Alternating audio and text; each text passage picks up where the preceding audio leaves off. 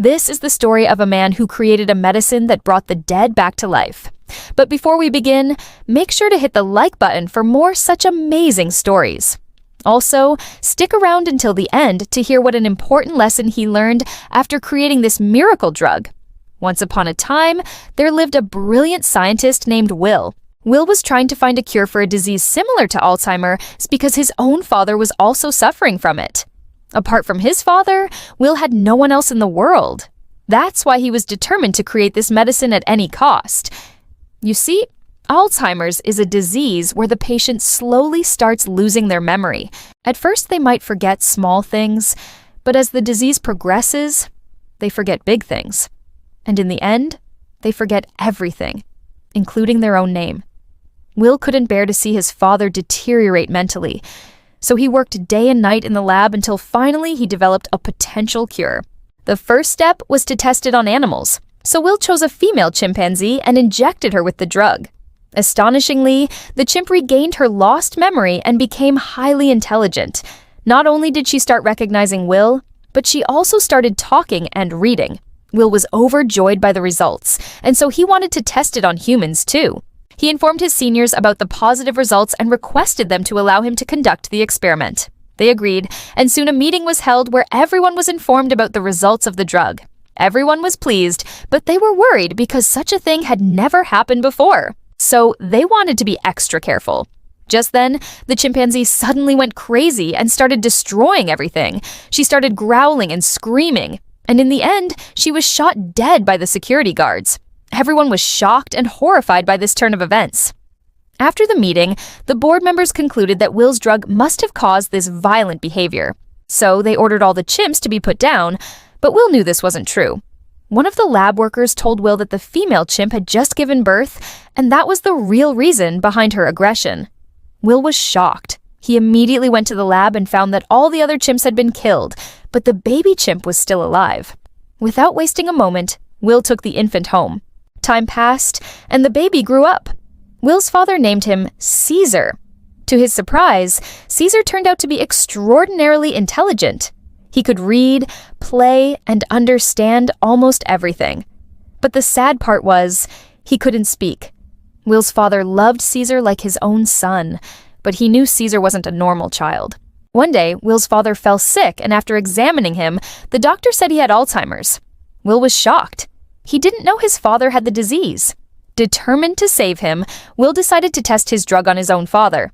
He explained everything to Caesar and asked him to help. Caesar nodded, and the next morning, Will was shocked to see his father fully recovered. From that day on, Will and his father lived happily ever after. And this is the important lesson from this story. No matter how advanced you are, how much knowledge you have, or how powerful you are, never ignore the power of family and love. As Caesar grows up, not only does he grow bigger, but smarter as well. He quickly becomes the leader of the pack, much to Will's pride. However, Caesar begins to notice strange things about himself and questions who he really is. Meanwhile, Will has managed to stabilize his father's illness with a powerful drug, but he still remains weak. One night, Caesar wakes up in the middle of the night and goes to check on Will's father. The old man is sitting by the fireplace and seems to be waiting for something. Caesar growls at him and asks what he's doing. Startled, the old man throws some logs into the fireplace and tells Caesar that he should go back to bed. Caesar doesn't buy his story and decides to keep on guarding. Just then, Will comes downstairs and tells his father that he's leaving. The two argue about it, but Will insists. Suddenly, Caesar jumps onto the old man and pins him down, growling ferociously. Will is shocked and scared, but Caesar stops his attack and backs away. The next morning, Caesar asks Will why his dad was trying to burn the house down the night before. Will looks at Caesar and sadly tells him the truth.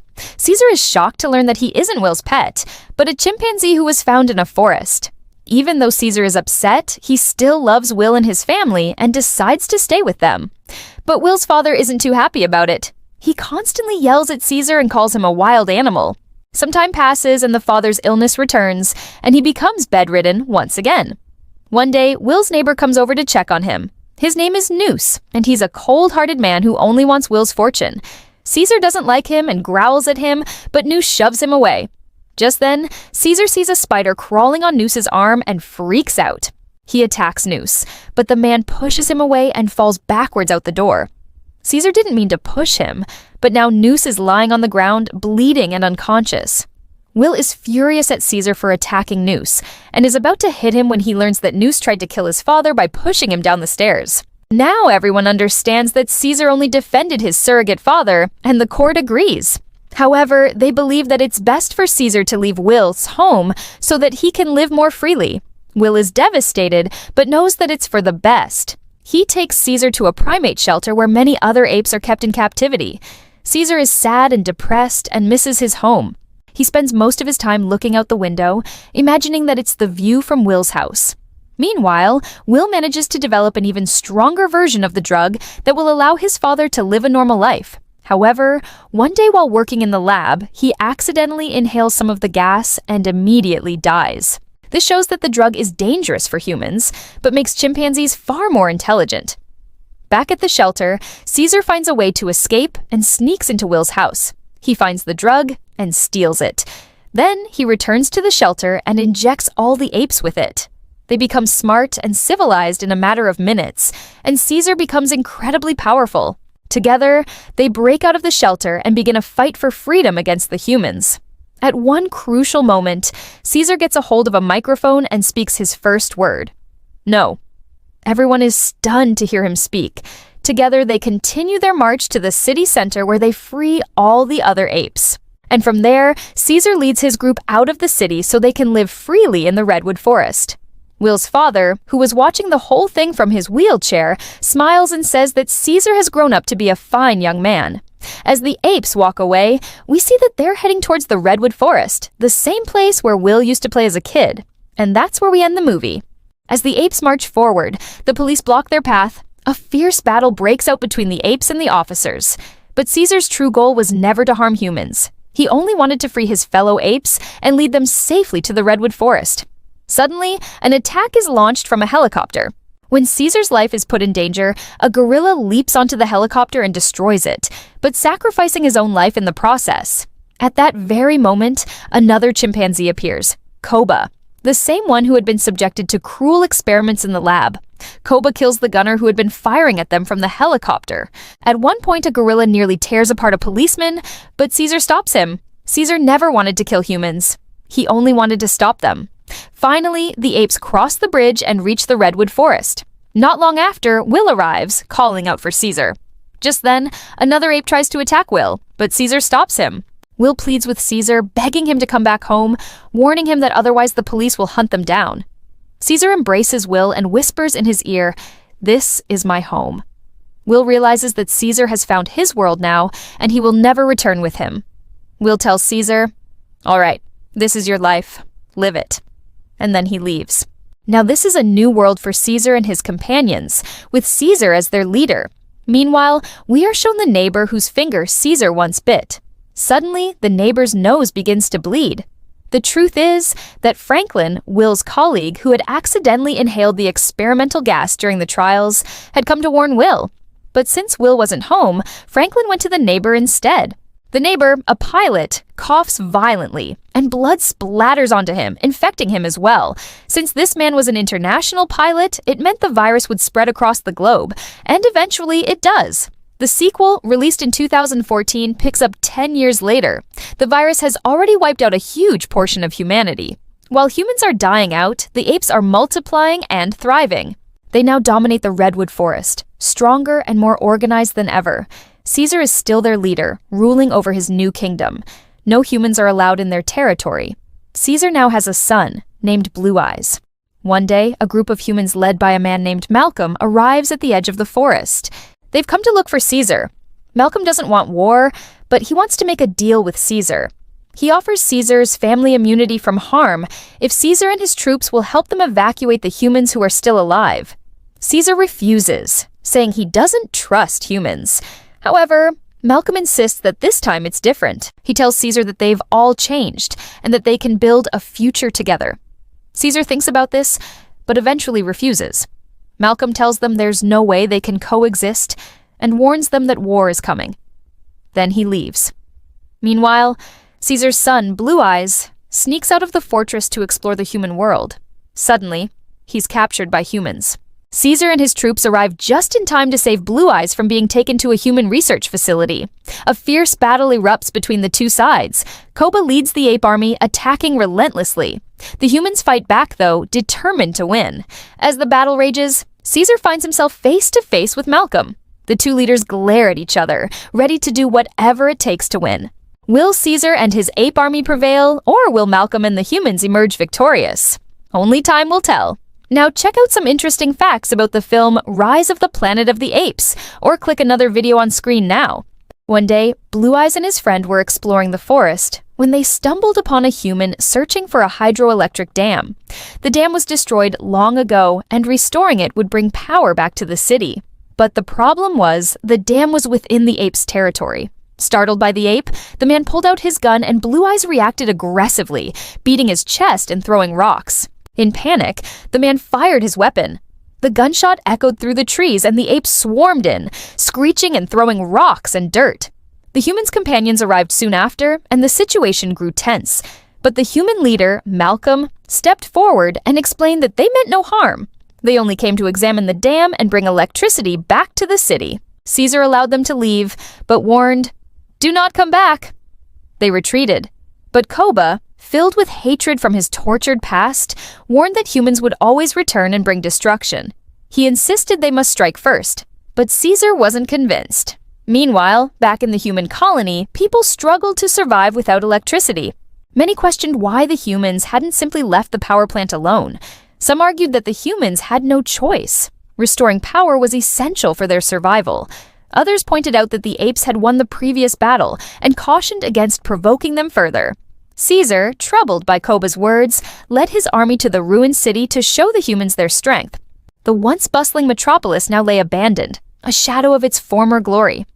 They confronted Malcolm, who pleaded again for peace, but Caesar warned, "If you cross into our lands again, we will kill you. We do not want war, but if humans attack us, we will not hold back." Furious, Koba demanded war, but Caesar withdrew with his army after delivering the warning. Malcolm was torn. His people couldn't survive without electricity, but the power plant was within ape territory. He looked at his family, knowing they wouldn't understand his worries, but realizing he had no choice, Malcolm decided to risk everything. The next morning, he took his wife, son, and a small group with him to meet Caesar again. He explained their dire situation, how without power, people were dying, crops weren't growing, and disease was spreading. Having lived with humans, Caesar understood their need for electricity. But restoring the power plant remained a dangerous risk. Seeing no other option, Caesar allowed them entry, but set one condition: hand over all your weapons. If even one gunshot is fired, you will leave with your weapons, and we will not interfere. Malcolm agreed, and they began repairing the dam. Days turned into weeks as the humans worked tirelessly. Slowly, trust began to build between the two sides. Malcolm's wife and son grew close with some of the young apes. The humans repaired the dam, but disaster struck when one of the apes discovered a hidden gun. Enraged, Caesar ordered the humans to leave. But before they departed, Malcolm's wife helped heal Caesar's sick mate. Witnessing this, Caesar softened and granted them one more day. Finish your work, then go. As the humans completed the final repairs, both sides knew this might be the last chance for peace. The hydroelectric dam was repaired, and the first generators hummed to life. It was a moment of triumph, but also a reminder of the precarious peace between the apes and the humans. The humans celebrated, knowing that power had returned to the city, but also aware that their survival still depended on the apes' goodwill. As the sun set over the horizon, casting long shadows over the land, the apes and humans stood side by side, watching the lights flicker back to life in the distant city. A fragile peace had been established, but both sides knew that the future remained uncertain. The battle for survival and coexistence had just begun. Who will win? Please leave a comment below. Meanwhile, Koba spies on humans smuggling more weapons into the settlement and burns with rage. He confronts Caesar, urging him to wipe out humanity once and for all, but Caesar refuses, telling him to be patient. Koba snaps back. "You care more for humans than your own kind. You are one of them," he growls, enraged. Caesar attacks Koba, who fights back fiercely, knocking Caesar down and nearly biting his head off. Caesar manages to escape, but not before growling a warning to Koba. Later, while everyone's asleep, Koba sneaks into the human settlement and steals a shotgun and some bullets. Then he returns to the ape settlement and begins executing apes who opposed him, including the one who led the charge to kill Caesar. He then gathers the remaining apes, most of whom are too young to remember the war, and tells them humans killed Caesar and burned their homes. "We must fight," he urges. Koba declares himself the new leader and rallies the apes into war. In the morning, the humans awake to find their settlement overrun by apes. Many are killed, including the scientist who helped Caesar escape the lab.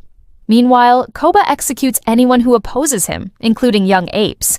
When one hesitates, Koba forces him to shoot another ape and then executes him as well. Any survivors are thrown into a cage. Soon the humans are rounded up and Koba's army prepares to attack. Meanwhile, Malcolm and his wife find Caesar. He's still breathing, but barely. They take him in and tend to his wounds.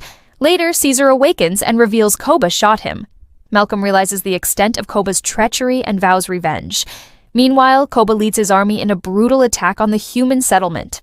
Many humans are killed, including the one who led the attack on the apes. Koba forces women and children to the ground, executing any who resist. Only a few humans remain, along with Maurice, who begs Koba to spare the humans. But Koba sees them all as enemies. Later, while Malcolm tends to Caesar's wounds, Blue Eyes nearly attacks him, believing Malcolm to be one of the humans. But when Malcolm tells him his father is alive, Blue Eyes calms down. Realizing the humans are defenseless, Caesar insists they surrender, but Koba refuses. Meanwhile, a former human soldier informs Malcolm that reinforcements have been called, and the military is on its way to wipe out the apes. He's wired the tower with explosives and will blow it up if necessary to stop them. But first, he wants to see Caesar one last time. At the same time, Blue Eyes, Buck, and Rocket find several cages filled with apes and help them escape. But when they try to free the rest, they're locked inside the cages themselves. Meanwhile, Koba executes the scientist who tried to reason with him.